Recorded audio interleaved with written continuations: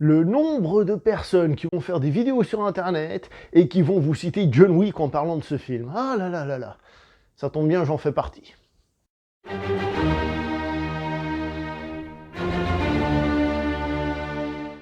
Bonjour à vous cinéphiles. Tyler Rake, nouveau film Netflix, en VO, Extraction, réalisé par Sam Hargrave. Produit et écrit par Joe Russo, donc l'un des deux frères Russo, les fameux frères Russo de l'univers Marvel actuel, adapté d'une bande dessinée pour laquelle les frères Russo ont écrit l'histoire, qui, pour la petite histoire, c'est le cas de le dire, à la base était un scénario pour faire un film, mais comme ils n'ont pas pu en faire un film, ils en ont fait une bande dessinée. Donc ce film est un petit peu la vengeance à ce niveau-là. Les frères Russo avaient déjà produit, il n'y a pas longtemps, le film 21 Bridges, donc Manhattan Lockdown, qui était un film avec un acteur qu'ils avaient déjà connu dans le MCU, et c'était un film un petit peu rétro, un peu type années 80, tout ça, ce qui ne m'a pas déplu. Pour autant, on revient là-dessus tout de suite après. Donc ce film est réalisé par monsieur Sam Hargrave, un nom que vous connaissez peut-être pas et moi non plus. Le monsieur était avant tout cascadeur, et il a été cascadeur sur quoi? Par exemple sur les Marvel des frères Russo. Il était cascadeur et coordinateur des cascades. Maintenant il est passé à la réalisation. Alors un cascadeur qui devient réalisateur, ça peut nous faire penser évidemment à Chad Stahelski, donc je rappelle réalisateur de la saga John Wick, mais on peut aussi penser à David Leitch, qui lui aussi a co-réalisé le premier John Wick, mais qui après est parti réaliser des choses comme Hobbs & Shaw ou encore Deadpool 2.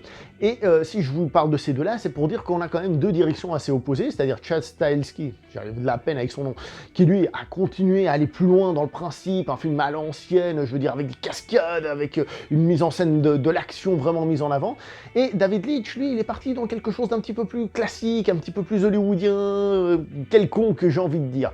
Pour dire que les deux directions étaient possibles sur ce coup-là, sans oublier quand même, je tiens quand même à rappeler que c'est pas la première fois qu'il y a des spécialistes de l'action qui passent derrière la caméra pour filmer des scènes d'action. Il y en a eu beaucoup, à Hong Kong il y en a eu plein, et on sait ce que ça a donné, ça tombe bien, parce que John Wick est un film à tendance hongkongaise, donc c'est pas plus mal. Et dans le rôle principal de ce film, on a Chris Hemsworth, évidemment qui faisait Thor dans le MCU. Donc les frères Russo, ils ont l'air de profiter d'un truc. Le premier, c'est d'avoir un certain succès pour enfin pouvoir faire des œuvres qui leur tiennent à cœur, et ils profitent aussi pour prendre certains acteurs avec lesquels ils se sont bien entendus pour les mettre dans certaines de leurs œuvres. Qui plus est, on se rend compte que les deux frères, ils ont l'air d'aimer le cinéma d'action des années 80, comme je vous ai dit avec 21 Bridges, et celui-ci aussi, il a un côté film d'action des années 80, peut-être 90, qui fait plaisir à voir, et puisque j'aime ça, et ben tant mieux, et donc du coup, merci les frères Russo. Alors, film d'action, ça veut dire une chose évidemment avant toute autre, c'est l'action. Et que vaut l'action dans ce film? Eh ben, autant vous dire les choses simplement, elle dépote sa race. Elle dépote sa race parce que c'est une manière de filmer très moderne, quelque chose qui n'a pas été inventé dans ce film, hein, c'est très moderne, mais tout en gardant les qualités d'un bon film, on va dire, plus classique. Qu'est-ce que j'entends par là? Tout d'abord, les choses classiques, c'est que les mouvements sont lisibles. Le mouvement qui est exécuté, lorsque par exemple il y a quelqu'un qui attaque au couteau, on voit l'attaque, on voit le blocage, on voit le désarmement, on comprend tout ce qui se passe. La spatialisation, c'est-à-dire ce qui se passe autour, est totalement compréhensible. À un moment donné, par exemple, ils se battent dans une rue, pam pam pam, et oui, en effet, comme ils sont dans une rue qui est bondée, hein, c'est censé être au Bangladesh, il y a, je crois que c'est une moto qui passe, et puis ils sont coupés au milieu. Alors la moto, on l'a pas vu venir 4 km avant, mais vu la situation, c'est logique, tout est clair là-dessus, il n'y a pas de souci. Les plans, évidemment, sont longs pour permettre l'action et le développement de l'action, hein, mais c'est là où arrive cette modernité, c'est on a cette caméra qui est quand même mobile, mais qui n'est pas une caméra qui secoue comme ça dans tous les sens, puisque, en fait, la caméra va bouger en fonction de l'action. Je m'explique. Disons que on fait une clé de poignet à l'adversaire, donc on prend et bam, clé de poignet, d'accord? Donc les poignets type côté geishi pour les japanisophanes, d'accord, tac, retourner de poignet par exemple. Bah, que va faire la caméra? Eh ben, on va prendre, et au moment où il y a la clé de poignet, la caméra elle va tourner pour montrer la chute du personnage. Donc hop, ça tourne en même temps. Ce qui est vachement bien. Parce que ça reste lisible, mais ça reste moderne. Donc en gros, c'est une espèce de mélange entre l'époque où à Hollywood on filmait comme ça, puis on voyait rien à l'écran, c'était dégueulasse, avec le côté plus lisible des scènes d'action plus classiques. Donc ça permet de dynamiser tout en étant lisible et tout à fait jouissif. Le film est d'ailleurs parsemé de pas mal de plans-séquences, des faux plans-séquences, hein, je reviendrai là-dessus tout de suite après, qui sont sympas. Par exemple, à des moments, on suit des soldats qui sont en train de chercher le héros, et donc on les suit, tac, tac, tac, tac, et à un moment donné, le héros arrive et bam, bam, bam, bam, bam, bam, sur le même plan, justement, lisible, etc., etc., il les dégomme. C'est très bien fait. Pourquoi? Parce que justement, là, ça marque une espèce de pause, une espèce de petite pause tension, recherche, mais ça n'empêche pas la scène d'action, quand elle arrive, d'être excellente. Donc, c'est de la bombe. Voilà. Après, il y a des coups de caméra vachement intéressants, comme à un moment donné, les personnages qui se cassent la gueule de 1 ou 2 étages. Et qu'est-ce qu'on a? Eh ben, on a la caméra qui les suit. On a par exemple une course-poursuite en bagnole, en plan séquence, et justement, on a donc la caméra qui rentre par la fenêtre de la bagnole, qui se tourne. Faux plan séquence, entre autres, parce qu'au bout d'un moment, elle passe derrière la vitre arrière, pouc, pour aller de l'avant, etc. Donc on voit que c'est faux, mais il n'empêche que ça reste tout à fait jouissif. Alors, il y a des coupes, et ça se voit, elles sont assez évidentes les coupes, même si c'est en plan séquence, c'est-à-dire on voit que là il y a une coupe qui a été faite. Par exemple, justement, à un moment donné, ils sont dans une voiture, et il y a la caméra qui se rapproche, elle passe par la portière, il y a une espèce de dessin sur la portière, et on voit que la caméra fait un gros plan sur ce dessin, dont on n'a rien à se tirer pour ensuite remonter. Et là, tu vois clairement qu'il y a une coupe, il y a 1 ou 2 passages comme ça, par exemple, à un moment donné, la caméra elle passe derrière Chris Hemsworth, on a son dos, boum, bien, et hop, ensuite on arrive de l'autre côté. D'ailleurs, il y a un certain Hitchcock qui a fait ce genre de choses, je vous rappelle. Donc, on voit ces astuces, on voit le côté un petit peu artificiel du truc, mais ça ne gêne pas, je trouve, parce que le but de ce film, c'est un petit film, il est sur Netflix, c'est quand même d'être jouissif. Alors oui, on peut se poser la question de l'utilité du plan séquence, ou alors de...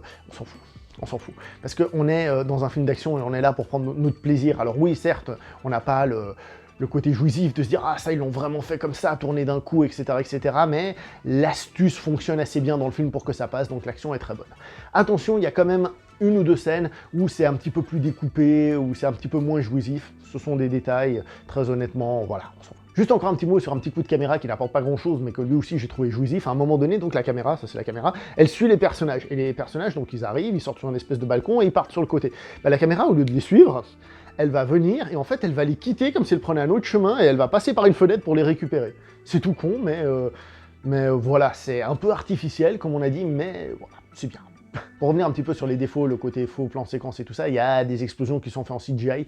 Elles sont pas mal faites, mais on voit que c'est du CGI. Et dans un film d'action, bah, je trouve toujours que ça gâche le plaisir un petit peu. Mais bon, encore une fois, c'est de l'ordre du détail parce que il y en a assez peu qui sont comme ça bien visibles et qui viennent vraiment t'embêter. Disons que le film n'abuse pas de ces choses-là, donc c'est bien. Pour tenir le rôle de cet action man, nous avons un certain Chris Hemsworth, donc, qui est très crédible niveau scène d'action, je trouve qu'il s'en sort très très bien. Niveau drame, il s'en sort bien aussi. Alors, l'aspect dramatique, il a un intérêt, il est là. C'est-à-dire ça permet de creuser un petit peu le personnage, etc., etc. Tant mieux, sinon ça n'aurait été qu'un film d'action, il n'y aurait eu aucune profondeur, etc., etc. C'est là. Mais je dois vous avouer que ces passages-là m'ont pas intéressé du tout. Je veux dire que le film a tellement de force dans sa mise en scène et tout ça, que finalement, nous ressortir un truc du genre un peu gnangnan, où il faut appuyer un peu le côté dramatique de lui, ou alors celui du gamin avec lequel il est, ça m'est un petit peu passé au-dessus. J'avoue que c'est des moments où je suis un petit peu sorti du film. Voilà, j'ai pas réussi à être vraiment dedans à ce moment-là. C'est là, tant mieux, histoire qu'il y ait quelque chose, mais c'est pas ce qu'on va retenir du film, clairement pas. Donc au final, qu'est-ce que nous avons? Eh ben, on a un film d'action avec de l'action péchue, un petit peu violente comme ça, qui fait plaisir à voir. Un film qui nous rappelle un peu les années 80, comme j'ai dit, peut-être un petit peu 90 aussi, un peu comme ils avaient déjà fait les frères Rousseau donc, dans 21 Bridges, donc Manhattan Lockdown, une direction qui ne me déplaît absolument pas, mais ce film, on va dire, est quand même un petit peu plus moderne que Manhattan Lockdown au niveau de ses coups de caméra, etc. Il est aussi plus centré sur l'action pure, et c'est pas forcément un mal, puisque le film est très jouissif dans son genre.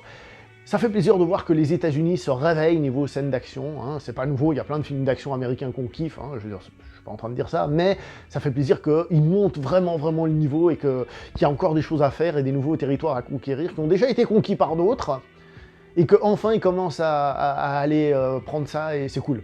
C'est cool pour le spectateur, et donc c'est cool pour nous. Je vais m'arrêter là pour cette vidéo, n'oubliez pas de liker, commenter, partager, on se voit prochainement dans une prochaine vidéo, jusqu'à là, portez-vous bien. Alors, on m'a dit que je le dis pas assez, donc j'ai un Tipeee en bas, j'ai un Utip en bas, j'ai un Twitter en bas, j'ai un Facebook en bas, enfin bref, voilà.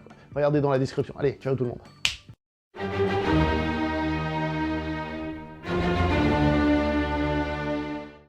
Ouais, John Wick. Tant que c'est pas Taken, c'est bon.